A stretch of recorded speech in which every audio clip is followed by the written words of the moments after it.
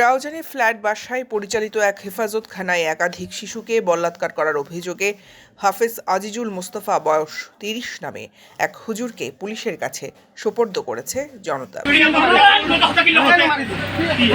মঙ্গলবার ২৫ জুন সন্ধ্যায় দক্ষিণ রাউজানের ব্রাহ্মণহাট এলাকায় ফয়জানে মুস্তফা হেফাজখানা থেকে ওই শিক্ষককে বের করে গণপিটুনি দেয় তারা। এই সময় স্থানীয় ইউপি সদস্য আনোয়ার হোসেন উপস্থিত হয়ে তাকে উত্তেজিত জনতার কবল থেকে উদ্ধার করে নিয়ে হেফাজতে নেয়। তার ওয়ার্ডের সঙ্গে একটা বিল্ডিং আছে, ওই বিল্ডিং এ আপনার ফ্ল্যাট ভাড়া দেয়। এরা কি করছে, এদের বাড়ি হচ্ছে মশকালি, তো ওই দুইটা ফ্ল্যাট ভাড়া করে নিয়ে এরা একটা হেফজখানা খুলছে ২৭ জন ছাত্র নিয়ে। ৭ জন ছাত্র ডেলি আসা যাওয়া করে, ২০ জন ছাত্র এখানে আবাসিক রাত্রে এবং দিন থাকে হোস্টেলে। সেহেতু ওইখানে পরিচালনা করা এরা ৩ ভাই, শিক্ষকও ৩ ভাই, মালিকও ৩ ভাই। বাইরের কোনো ধরনের লোকজন নাই।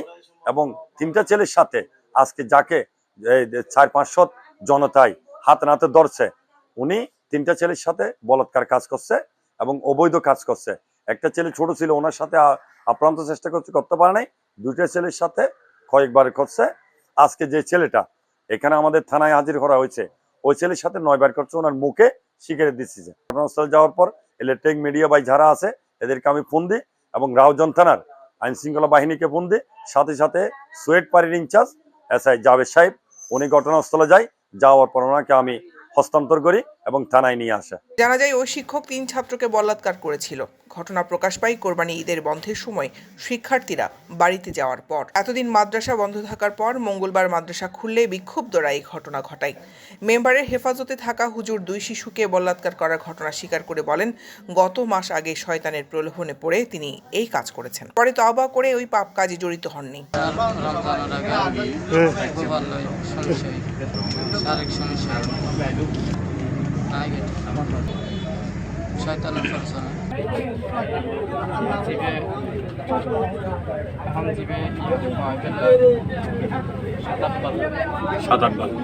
হ্যাঁ, আর ওগুলো লয়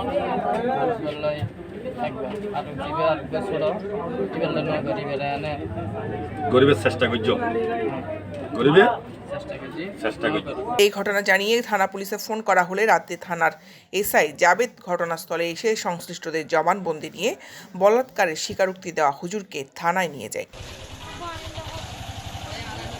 শিক্ষক আজিজুলের স্থানীয় ঠিকানা মহেশখালী, থাকেন রাউজানের নানাবাড়ি বাগোয়ান ইউনিয়নের ৫ খাইন গ্রামে।